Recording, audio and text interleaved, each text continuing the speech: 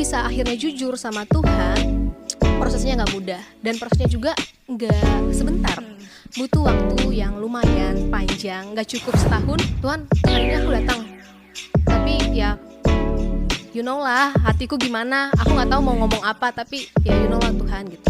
Allah masih keras tuh, dunia benar-benar nolak aku gitu, tapi cuman dia loh yang terima. Emang agak kurang sih Kak kalau misalnya kita ini ya nggak melibatkan Tuhan dalam hidup kita gitu. Kita jangan sangkal deh, jangan sangkal diri kita. Ya udahlah, aku nggak apa-apa kok ngelakuin ini, aku nggak apa-apa berdosa, aku nggak apa-apa.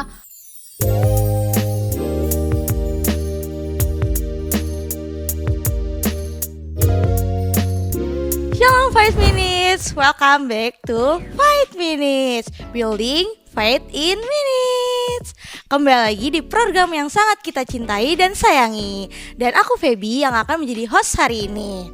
Oke, pada hari ini kita akan membahas tentang season identity. Pada episode hari ini kita akan membahas tentang identity atau identitas, yaitu tentang culture and sandwich generation. Nah, kita tuh pengen menggali lebih dalam lagi gimana sih caranya untuk bisa memisahkan antara identitas dan pekerjaan. Hari ini kita akan membahas tentang identity beyond shame. Oke. Well, tanpa berlama-lama lagi kita akan panggil pembicara kita yang sangat keren hari ini, yaitu Kak Grace. Boleh kali tepuk tangannya.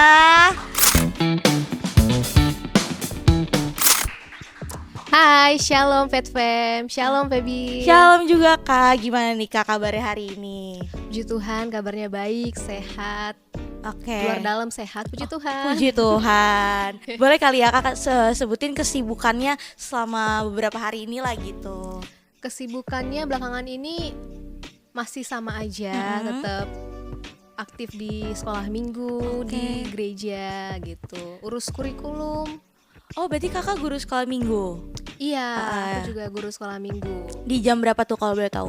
Aku selalu standby di pukul 9 dan juga 5 sore. Oke. Selain guru sekolah minggu mungkin ada yang pekerjaan yang lain? Ya, jadi aku tuh full timer juga di gereja yang selalu standby untuk buat kurikulum gereja. Ya, apa itu kurikulum? Ya, bahas-bahas tentang bagaimana cara ngajar, materi-materi. Ya, biasa aku yang handle. Oh, berarti Kakak udah kerja di sini gitu ya? Udah berapa lama kalau boleh tahu? Mungkin kurang lebih 6 bulan. Oh, 6 bulan. Oke, berarti Masih baru juga, iya, baru ya. Oke, enggak apa-apa. Oke, mungkin kita langsung lanjut ke pertanyaan aja kali ya, Kak. Oke, aku mau nanya nih, Kak. Kakak pernah enggak sih ngerasa di titik kayak ngerasa kayak aku malu banget nih sama Tuhan, atau aku ngerasa jauh banget nih sama Tuhan gitu? Ya, aku pernah ngerasa di titik dimana aku ngerasa jauh dari Tuhan dan ngerasa malu. Bahkan kadang ngerasanya kayak mungkin ini udah lebih parah kali ya, kayak ngerasa duh kayaknya gak mau karena kayak udahlah, udah nggak pantes gitu. Iya. Oke, aku lanjut ke pertanyaan kedua kali ya Kak. Aku mau tanya nih, apa yang bikin Kakak berani jujur ke ke Tuhan, kayaknya gue udah nggak merasa pantas nih untuk Tuhan, atau malu nih sama Tuhan gitu? Aku sharing dikit kali ya. Boleh dong. Jadi ngerasa malu itu tiap orang kan beda-beda ya. Ada malu karena misalnya dia terluka, ada malu emang karena dia perbuatannya sendiri. Nah, tapi kali ini yang aku mau bahas nggak bisa semuanya karena kita terbatas ya sama waktu.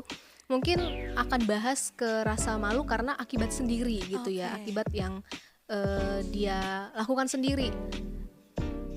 Aku bisa akhirnya jujur sama Tuhan, prosesnya nggak mudah dan prosesnya juga nggak sebentar. Butuh waktu yang lumayan panjang, nggak cukup setahun, nggak cukup sebulan, atau bahkan nggak cukup emang nggak cukup sehari. Iya, gitu nggak ya. cukup sih, aku juga nggak cukup. Terus ini poinnya, gimana Kak? Puji Tuhan, aku lahir dari keluarga Kristen. Papa mama tuh aktif pelayanan dan itu yang membuat aku punya bekal rohani yang bagus. Dan ketika aku ngerasa aku malu, itu juga perlu keberanian ya untuk cerita, sharing ke orang tua, masalah hidup pribadi yang kata-kata orang tuh private gitu. Tapi aku coba beraniin diri, aku sharing ke mamaku. Dan karena tadi punya pondasi kerohanian yang bagus, ya mama selalu say kamu tuh berharga, kamu tuh, kan aku anak pertama Iya, ya, jadi iya, dipanggil iya. tuh kakak Oh, gitu. oke, ya. Kamu tuh berharga kak, kamu balik sama Tuhan, kamu ulang lagi, kamu bertobat, kamu coba, it's okay gitu. Tuhan tuh pasti selalu peluk kamu, pasti selalu bimbing kamu. Dan itu akhirnya buat aku mulai ngaku tadi ngerasa kan jauh tuh, ngerasa jauh dari Tuhan, ngerasa kayak duh kayaknya Tuhan udah jauh, males deh datang sama Tuhan, kayak ya udahlah jalan-jalan aja. Tapi karena diingatin terus seperti itu sama mama aku, akhirnya mulai nih di kepala tuh lengket terus. Oh harus balik sama Tuhan, oh harus balik sama Tuhan. Awalnya ya mungkin rasanya ya udah deh datang sama Tuhan. Tuhan, hari ini aku datang. Tapi ya you know lah hatiku gimana, aku nggak tahu mau ngomong apa, tapi ya you know lah Tuhan gitu. Awalnya masih keras tuh, Iya. hatinya masih keras, masih batu. Tapi seiring berjalannya waktu, yang tadi tuh proses, mulai dapet tuh feel-nya sama Tuhan gitu. Berarti selama ini prosesnya emang cukup lama, tapi kan di proses itu kita juga bisa merasakan oh gini ya caranya Tuhan. Bener, Gitu. iya benar. Oke, mungkin aku mau tanya lagi nih kak, gimana sih rasanya waktu pertama kali mengalami bahwa Tuhan, oh ternyata Tuhan nggak pernah ngakimin kita ya, kita nggak perlu takut loh gitu. Rasanya itu kayak benar-benar oh my god, aku jatuh cinta banget sama Tuhan gitu. Kayak dunia benar-benar nolak aku gitu, tapi cuman Dia loh yang terima. Buktinya apa? Buktinya ya hari ini aku masih bisa berdiri, masih bisa bangkit, bahkan bisa ketemu sama Faith Fam ya di episode kali ini. Iya. Aku ngerasa ini bukan suatu kebetulan, bukan suatu yang ya udah random aja Tuhan. Ya udah hari ini Grace jadi narasumber kita ya hari ini. Enggak, aku ngerasa emang Tuhan udah susun, Tuhan udah atur dari perjalanan hidup aku yang tadi aku bilang cukup panjang itu. Enggak mudah. Siapapun teman-teman Faith Fam yang dengar ini, yang ngerasa mungkin gimana sih caranya keluar, akuin dulu. Jangan pengen cepet-cepet langsung, aku mau langsung bisa selesai. Akuin dulu sama diri kamu masing-masing, aku butuh proses dan aku mau diproses sama Tuhan, itu dulu. Jadi rasanya tuh jatuh cinta banget, kayak pengen ketemu sama Tuhan lagi, bahkan kalau lagi sibuk nih ya, lagi sibuk sama kerjaan, sama ya keseharian yang buat waktu ketemu sama Tuhan saat teduhnya jadi berkurang, benar-benar kadang ya udah cuma 2 menit gitu ya, karena saking capeknya ngerasa ada yang kosong gitu. Jadi emang benar-benar waktu Tuhan bilang aku tetap sayang kamu loh Grace gitu, cintanya secinta itu. Dan kalau nggak ngobrol sama Tuhan kosong banget rasanya, besoknya tuh pasti kosong banget. Kosong banget. Aku juga merasa pernah kayak gitu lagi kali. Jadi kayak aku sedikit sharing boleh kali ya teman-teman ya. Jadi kayak aku tuh pernah juga kayak dimana aku sibuk banget, terus tiba-tiba kayak kok gue kayak lupa deh sama Tuhan hari ini, kayak berasa ada yang kurang gitu. Jadi aku langsung kayak oh iya ya, aku belum berterima kasih sama Tuhan atas hari ini aku masih bisa kembali bangun dalam keadaan sehat gitu kan. Jadi emang agak kurang sih kak kalau misalnya kita ini ya nggak melibatkan Tuhan dalam hidup kita gitu. Apalagi kita udah biasa bangun, Iya. kebiasaan itu pasti ada yang kurang. Ibarat kayak kita lagi deket sama orang aja, tiap hari intens chatan, kalau misalnya 5 jam aja nih atau 12 jam, setengah hari ya, kita belum sehari, setengah hari aja nih, ngerasa kayak ini orang kemana sih gitu. Pasti gitu. Ya oke. Mungkin kita lanjut ke pertanyaan selanjutnya ya kak. Menurut kakak nih, peran komunitas itu atau partner itu seberapa penting di proses ini gitu? Sangat penting. Jadi selain aku juga selalu dirangkul sama mama aku puji Tuhan, Tuhan berikan aku sahabat-sahabat yang baik.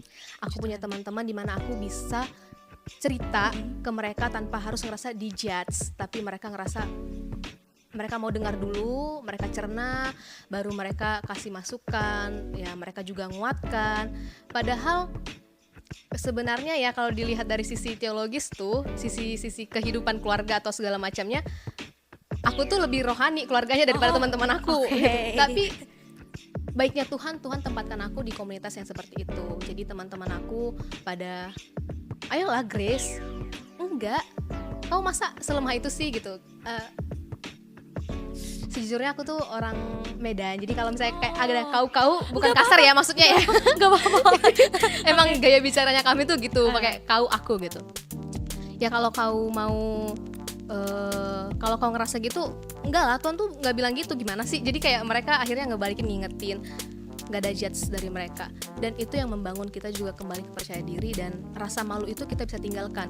Dan aku jadi terus ingat ada firman Tuhan dalam 1 Yohanes 1 ayat 9, jika kamu mengakui dosamu, ya Tuhan itu setia dan adil. Jadi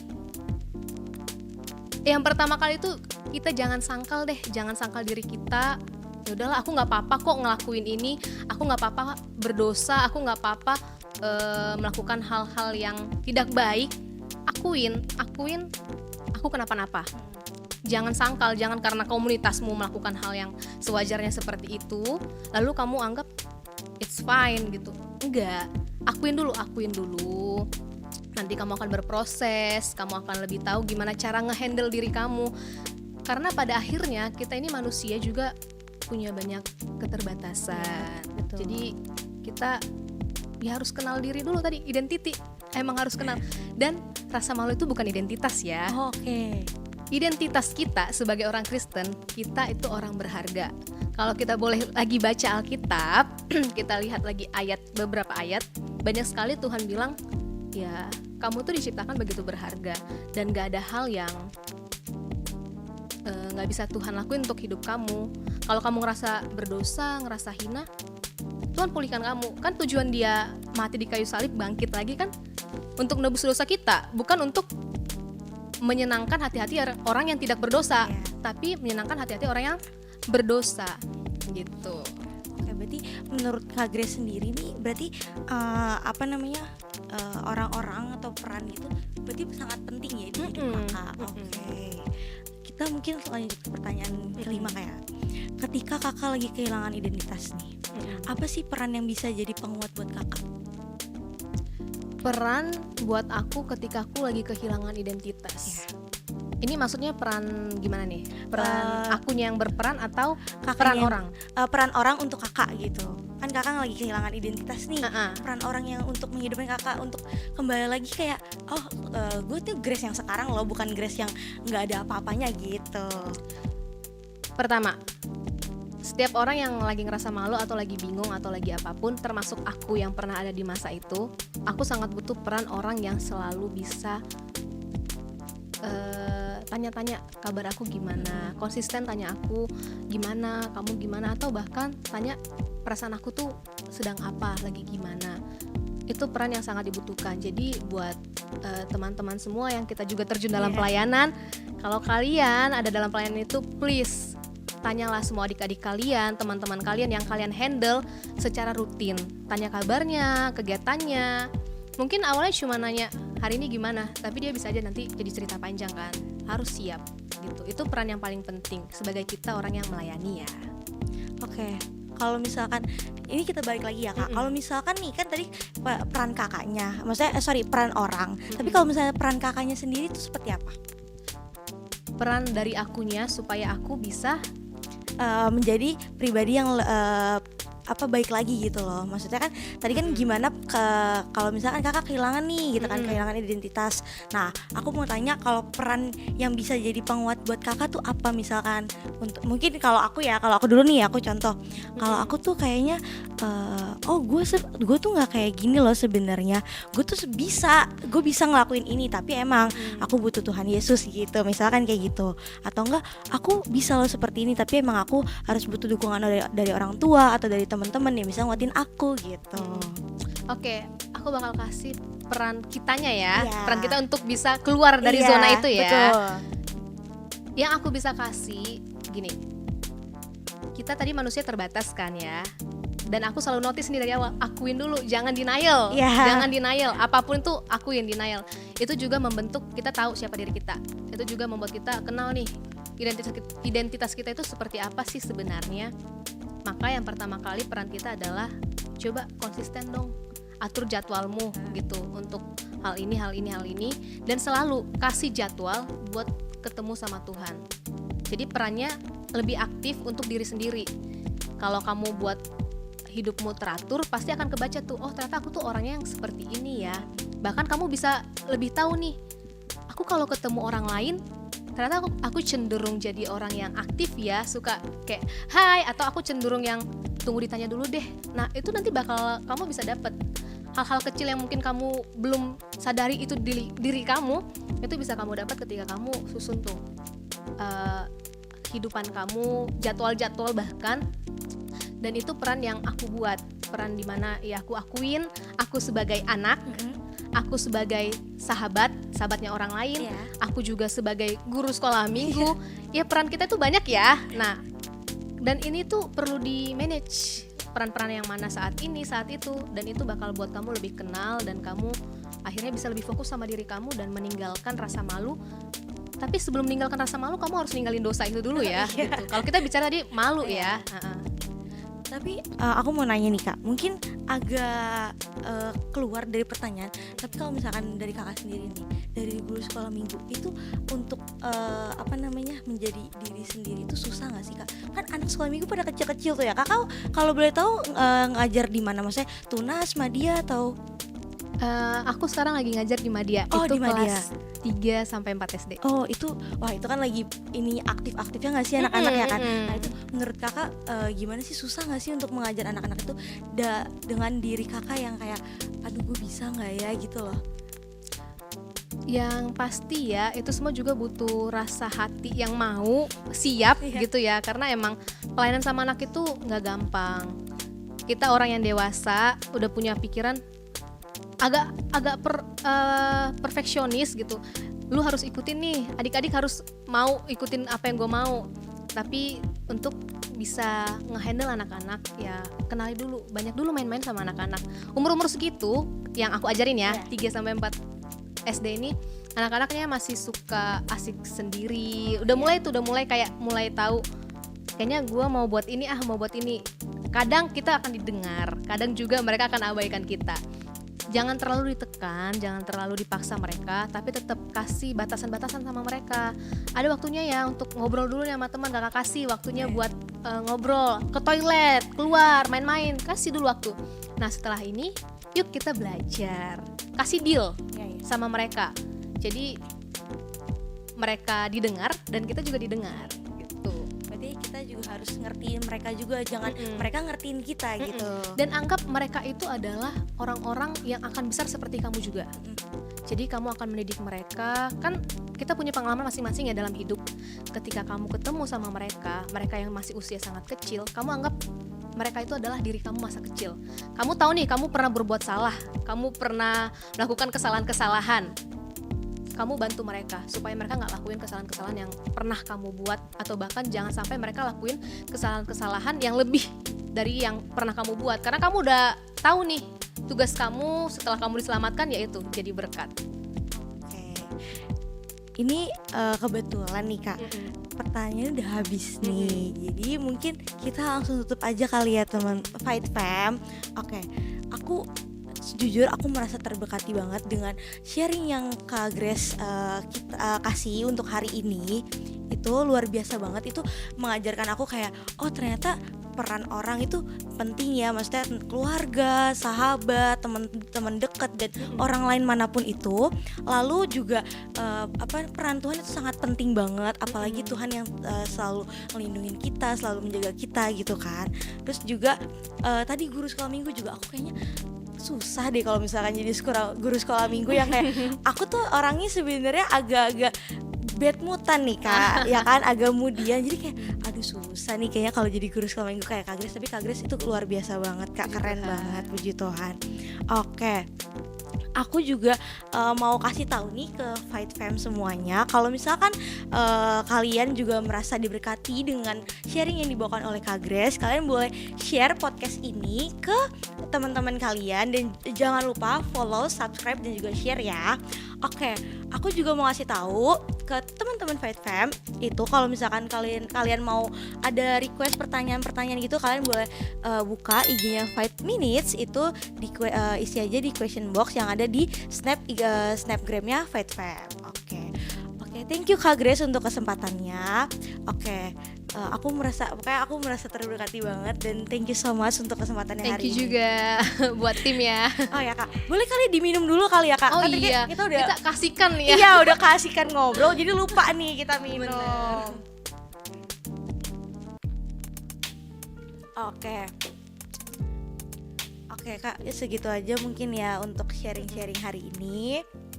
Oke, semoga Kak Grace selalu bertumbuh, selalu diberkati Tuhan, Amin. selalu bertumbuh lagi dimanapun Kak Grace Pasti berada. harus. Oke teman-teman, see you di next podcast selanjutnya. 5 minutes building faith in minutes. See you, God bless you.